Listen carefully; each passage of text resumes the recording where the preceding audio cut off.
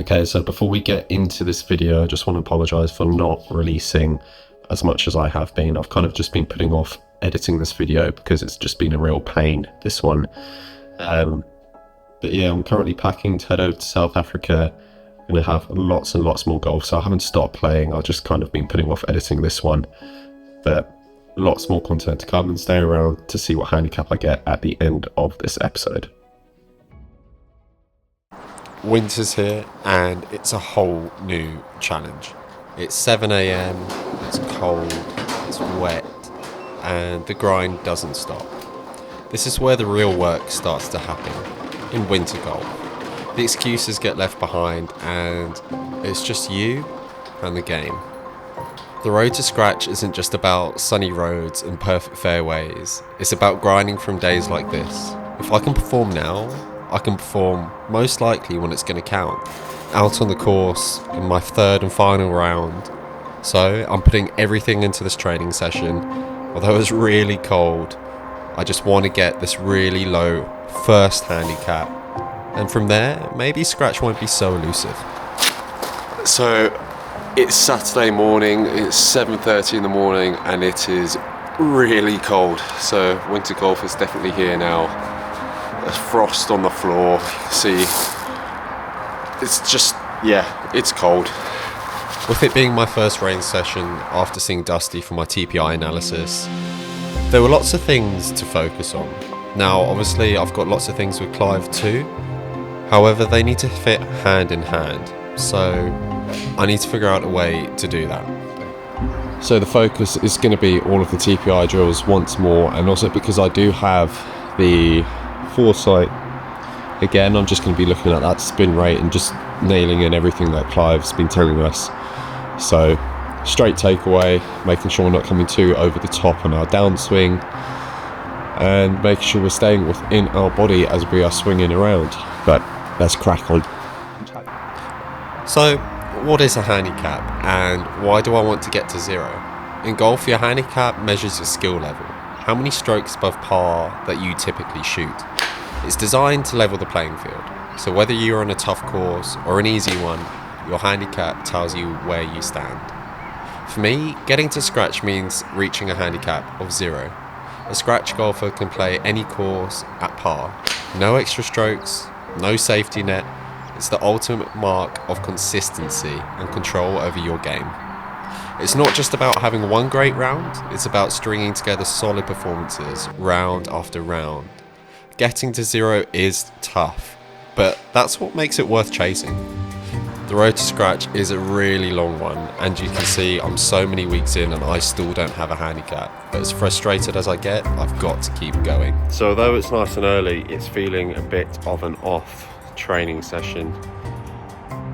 A lot of my swings are for some reason starting to come over the top, and I don't know whether that's a change that we've made with Dusty during our TPI session, and alongside that really straight takeaway with Clive, but everything's starting to turn into a fade, and I can really feel kind of this really awful rotation going on in my hips. So there's a lot of things that aren't going right, and I feel like I'm also maybe rushing my shots too much here at the range, and maybe I need to put some realism into it and just slow everything down and aim at my target, take a few seconds and then go. Because maybe I'm just, like I say, flying through the balls. So a little bit frustrated, but we'll keep going and keep getting better. It's the 30th of September. It's a very miserable, wet Monday morning here in the UK. And I'm off to at least try play 18 holes over at Brookmans Park Golf Club near Potter's Bar. And I've been told it's a lovely track, a really good course.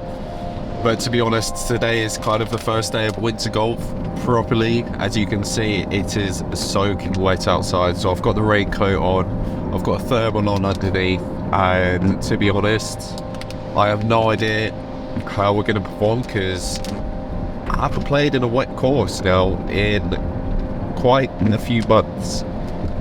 So let's just see how well we can hold up. Okay, so we've just arrived at Brookmans Park Golf Club. today it's going to be playing about 6,500. Slope rating's 125 and it is a par 72, so should be okay, but the weather is being really temperamental. It kind of doesn't know whether it's going to chuck it down or whether it's just going to stay spitty, but it's quite light, so hopefully it won't make too much of a difference, but it's going to be very wet out there. Alright, so we're here at Brookmans Park and it's raining quite a bit. I've got to get a feel for the greens because they're a lot slower than usual and all the other courses that I've been playing on. And just to top it off, they've just been punched. So the ball's not rolling out quite as smoothly as it should be. It's not going to break where it should, and I've just got to kind of adjust my stroke for that. So putting's going to be more on it today. It's tricky, but that's what winter golf is going to be all about, adaptation. I'm also testing out this new 54-degree S-grind wedge today. Wet conditions really change the feel around the greens and the ball isn't going to grab like it normally would, and I'll discover that later on. So the contact feels a bit different. It's almost like it's just slipping off the face. I've got to focus much more on a cleaner strike, maybe opening up the touch of the face a bit more to get more height. So as we head to the first tee box, today is all about managing my expectations in the rain and making the most of every shot. But with no warm-up and everything, it just goes straight left, and honestly I'm just straight away trying to keep my head because I'm not happy. And although I find it, I hit a stinker of a second shot and it just hits a tree and I'm back down again. This really isn't the start to the third and final round for my handicap I wanted, so mentally I'm struggling a little bit now. Now I'm trying to keep it in play. You know, just a shot to the middle of the green using that 54-degree wedge I was practicing with earlier, but my rangefinder definitely didn't catch the flag, put it that way, so I end up flying the green. Thing is, I'm not too far over, but I got massive lip, so my thought process here is send it high, land it close and save the double bogey because I don't want anything more than that on my scorecard.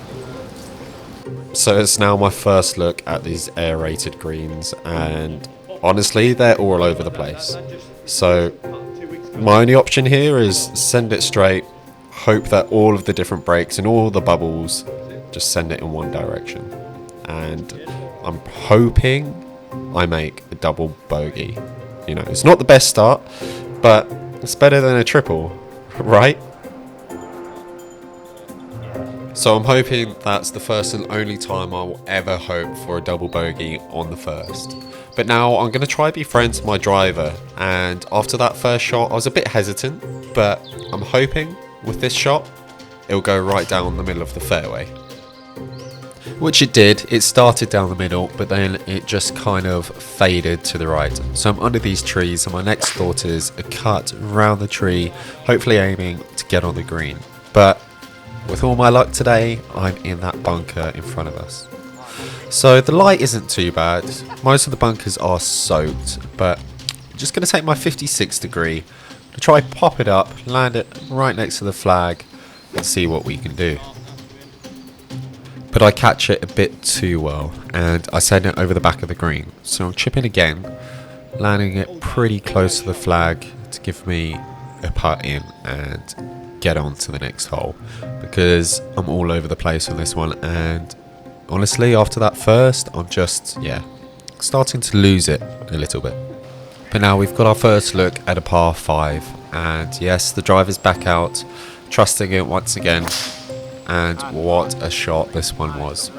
You know, it started over the left hand side trees and it brought itself back into the middle of the fairway, and it left me with a nice little 7-iron in over the trees just to the green. It's probably playing about 10 foot down, but I've landed right on the fringe of the green, and maybe my luck is changing this time because I'm just going to play a little chip here. My aim is put it as close to the pin as I can, really attack it and try and get a birdie on the card. And as I'm standing over this putt, all I can think of is if I sink this, then that 4 over, I can start to claw things back. Maybe the tide will start to change a bit. And yeah, here it did.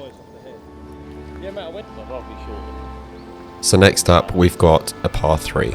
Now this one's playing about 166 yards, and the aim here is to just try put it somewhere on the green. Because for me to constantly get a few birdies and claw back those scores, it's going to be boring golf that I'm going to have to play here. So that's the aim. 8 iron in hand, middle of the green. But I'm just short, so once again I'm chipping to try attack the pin here. Now the ball rolls out so much further than the pin because it's just so wet, but I tried to lag putt it, too much pace on it, and it just wasn't what I was expecting really. So here's my putt for bogey and another score to add to the scorecard. Moving on to hole number 5 now, and the aim is just exactly the same. Really easy golf, just go fairway, fairway, green and just putt it in. That's all I need to do here. But of course I've sent it right, it's by the trees and I need to play a chip shot out. But now this is where I've made a rookie mistake. I've got the complete wrong number for this hole. My GPS was actually looking at the hole before, so I've taken a 7 iron when I should have been playing a 3 wood to get up to the green. So at this moment I'm pretty happy, I think it's gone well, but when I find my ball, I'm really short. So I need to play a chip here and it has to go high over a bunker. So as you see, 54 degree, open up the face, and I've sent it high. But it's gone a little bit too long. So I've got quite a long putt here to try and save a 5. I've sent it, it's rolling, but no luck today. For some reason it's not on my side. It's a little tap in and that's a 6 for me.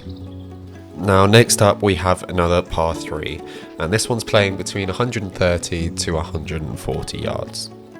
Now, you know the drill, middle of the green, just try to get it as close as possible and just get a par I'll be happy with. And I land just on the first cut. Now usually I would putt these, but because where the pin is, I think I've got to play a high shot. So you can see me practicing here, I'm opening up the face on my 60th degree, I'm going to send it high and land it as close as possible.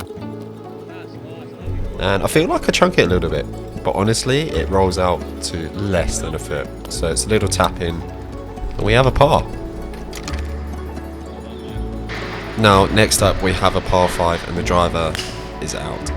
My aim here is to try and get to the green in 2 because I really need to save some shots. So I am going to start playing as aggressive as I possibly can. So although I'm in the trees, I'm going to go for it. 6 iron in hand, the green is the target and I've sent one. You wouldn't even believe where it's landed up. Right in the middle of the green. Yes, I've got a lag putt, but honestly, I didn't even realise, but this was for eagle. I could have clawed back 2 shots. But a good lag putt puts me so close, and honestly, I was really happy. Here we are, birdie, and we're back in the game. But moving forwards a few holes, as we make the turn, we're coming down the 9th fairway. And although the shot's okay, we're in a good position, and the 9th hole is okay. This is where things started to go downhill, and very downhill. You know, this is where I felt like the game was starting to just fall apart and just fall through my hands, really. So the round isn't going too bad. Coming through the front 9, I shot 4 over.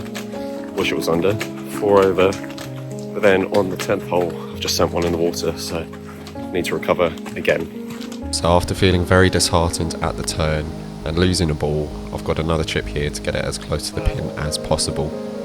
But it seems like this is where the round's falling apart, because we make not 1 putt, but 2 putts, and honestly I don't even know what my score was for this hole.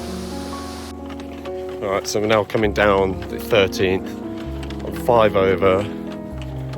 It's kind of falling apart, but obviously because we're only 5 over we're still doing really well.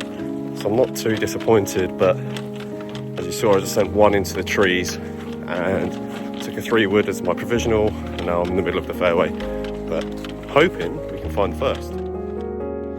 So I made a bogey on the last one, just hit tree into tree into tree. So I'm just trying to change the tactic a little bit, get some irons off the tees and keep it in play and hopefully just get some pars. But 5 over, playing the 13th, it's okay, it's alright.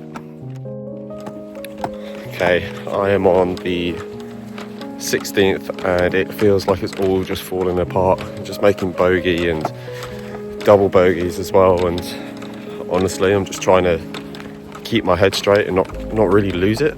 I think I've left the driver in the bag. I'm taking 3-wood off the tees now, and I don't know, maybe I'm playing it too safe, but 9 over. I don't want to be more than double digits, so I don't know. Frustrated. Okay, so we just finished up. I ended up shooting 10 over, getting very frustrated towards the end, but didn't know the place. It was chucking it down. We had really heavy wind, and I think I could have gotten better, a lot better. But it's a great course, and we'll see what we can do. But we should have our handicap now, so I'm just waiting for that to come in and we can have a look. But overall, pretty frustrated. I should have played a lot better today, but it is what it is. So after that absolute diabolical round, I did end up finally getting my first handicap, and although that round wasn't great at all, it was all based on my previous round at Hanbury Manor. So it took the lowest score out of everything with a higher slope index, and this is what I got. Now you can see this was obviously sent to me ages ago, but my first official handicap I've ever had was a 4.1. Now it's been quite a while since I got this, so things have changed, but this is the starting point. And although things might go up, the aim is to always bring it down to scratch. So keep tuned as we play in South Africa. We won't be able to put scores into England golf because obviously it's England, but it should be fun.